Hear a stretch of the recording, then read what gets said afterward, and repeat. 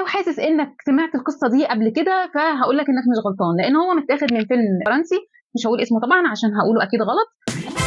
ازيكم؟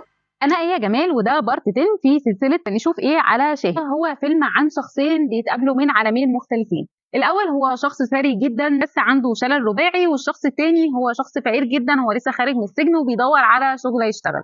اللي بيجمعهم ان الشخص الثري ده بيبقى عايز حد يساعده في حياته لان هو مش بيعرف يعمل حاجه خالص. التاني بيكون لسه خارج من السجن وبيدور على شغل عشان يرجع له مجتمع تاني، خصوصا ان هو عنده ابن فمش عايز صورته تبقى وحشه قدامه. فيلم ذا ابسايد من انتاج 2017، وهو من بطوله براين كرانستون وكيفن هارت ونيكول كيدمان.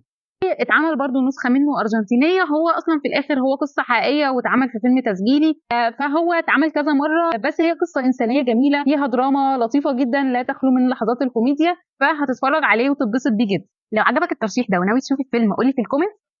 باي باي.